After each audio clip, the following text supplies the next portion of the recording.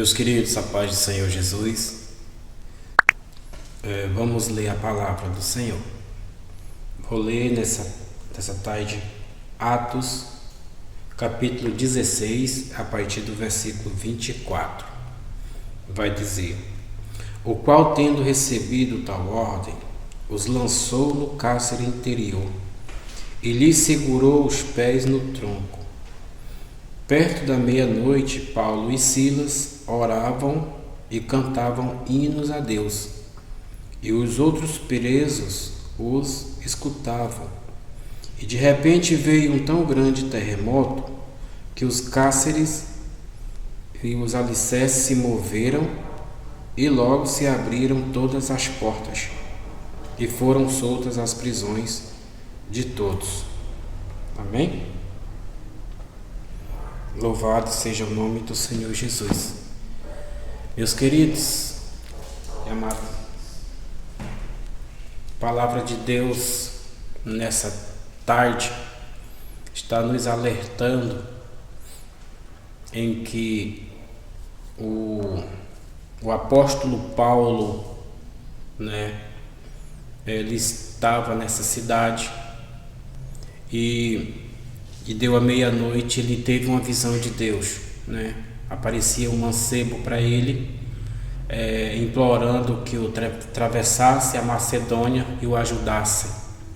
Mas antes disso, ele se encontrava nessa cidade, e nessa cidade havia algumas pessoas, Eles estavam ao caminho para ir, orar. E a Bíblia vai dizer que veio ao encontro deles uma moça, uma jovem, pelo qual ela tinha um espírito de adivinhação. E ela prestava serviço para os seus senhores. Aquelas pessoas, aqueles homens, ganhavam dinheiro com as adivinhações dessa mulher. Então ela adivinhava, ela tinha um espírito de adivinhação, obviamente um espírito maligno, e esse espírito fazia com que ela faturasse muito dinheiro para os seus seguidores, para aqueles homens ali daquela região. E um certo dia, ainda Paulo, antes de partir para a cidade de Filipe, já estava na cidade de Filipe, a Bíblia vai dizer que eles iam ao caminho de um local para orar, e essa mulher veio falando, esses homens são servos do Deus Altíssimo e tal. E aquilo foi, digamos assim, de uma forma incomodando o apóstolo Paulo. E aí o apóstolo Paulo teve uma hora que ele não suportou isso daí, esse tipo de elogio da parte do espírito maligno que estava naquela mulher, e ele vai e ordena que o espírito saia dessa mulher. E a partir desse momento, essa mulher ela perde toda a sua fonte de renda, na verdade, porque aí ela não conseguia mais adivinhar, pois o espírito havia saído do seu corpo, Então, o que acontece? Isso chegou ao conhecimento do governador daquela província, daquele local. E com isso, sabendo que o apóstolo Paulo era pregador do evangelho, pregava o Deus vivo, o evangelho de Jesus Cristo, colocaram ele, numa prisão. O certo é que o apóstolo Paulo agora se encontra preso, amarrado, pé e mãos, juntamente com Silas. Mas isso tudo se deu por causa do evangelho, por causa de pregar o evangelho. Então, o que eu quero dizer nessa manhã, nessa tarde, que independente de qualquer coisa, pregue o evangelho, continue pregando, que custe a sua vida, que custe a sua vida material, financeira, a sua vida espiritual ou a sua vida pessoal, custe o que custar, continue pregando o evangelho. E a Bíblia vai dizer que eles presos ali, Deus já havia alertado o apóstolo Paulo que ele devia ir para Macedônia, para ali, de acordo com aquela visão que ele teve. E a Bíblia vai dizer que eles oravam e cantavam, oravam e cantavam ao mesmo tempo. Aí uma lição eu tiro aqui. Uma lição, nós conseguimos tirar uma lição para nossas vidas, para os nossos dias atuais em relação a essa passagem. Em meio ao caos, em meio a situações não tão favoráveis, né? A Bíblia diz que eles foram chicoteados, eles foram maltratados antes deles descerem ao calabouço, antes deles descerem à prisão interna, né? Então, mesmo assim, eles estavam tão convictos de que Deus poderia fazer algo por eles, que a Bíblia vai dizer que eles cantavam e oravam. E quando deu a meia-noite, a Bíblia diz que deu a meia-noite, houve um terremoto na prisão. Então houve um terremoto na prisão e a Bíblia diz que a cadeia de todos e todos os portões foram soltas. E o anjo do Senhor foi ali e libertou a Paulo e Silas. Amém? Então, meus queridos, um exemplo para cada um de nós.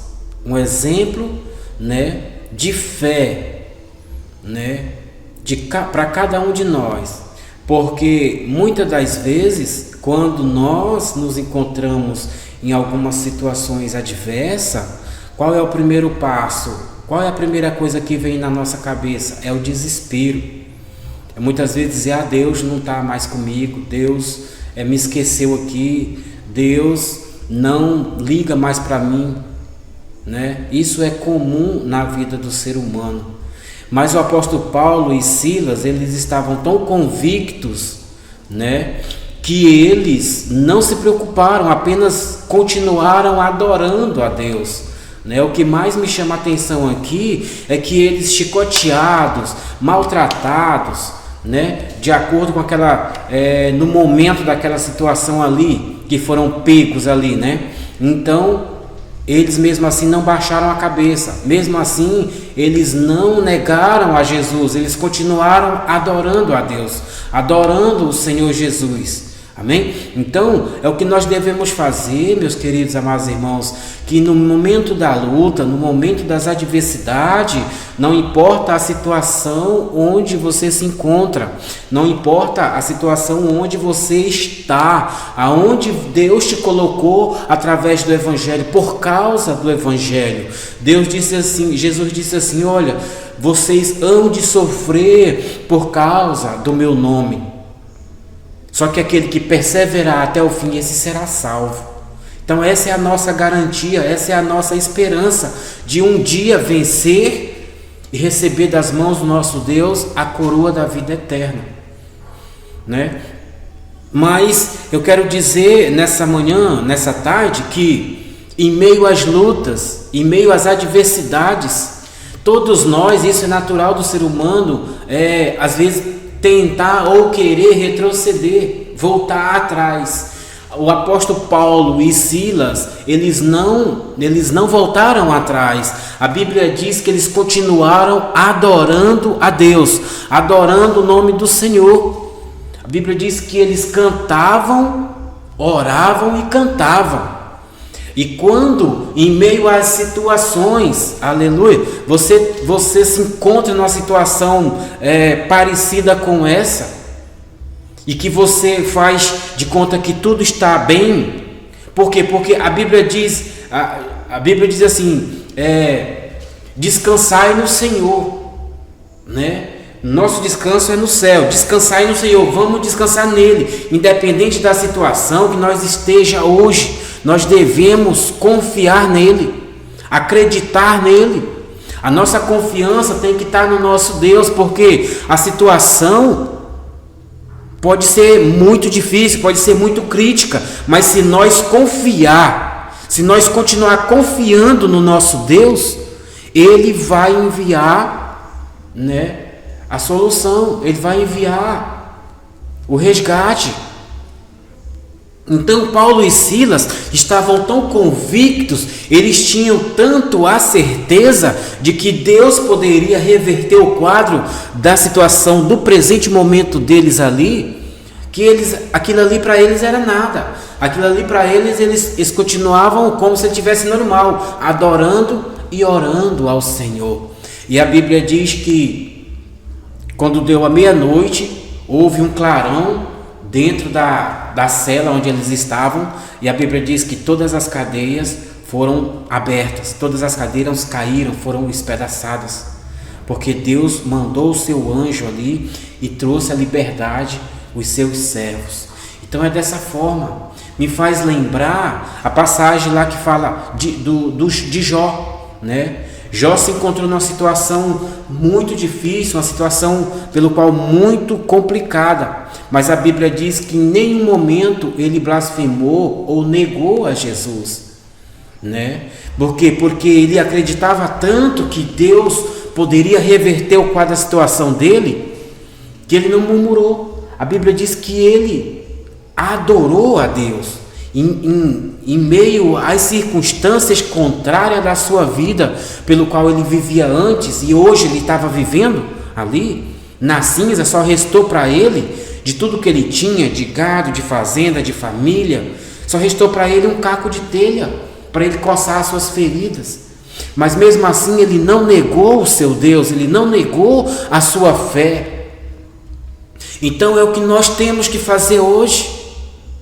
É o que você tem que pegar como exemplo. Eu e você devemos pegar essa palavra como exemplo para o momento da dificuldade. Acreditar no Senhor, confiar nele. A Bíblia diz, se nós confiar no Senhor, tudo ele fará por nós. Mas nós precisamos confiar. Apóstolo Paulo, ele estava ali, naquela situação ali, muito difícil.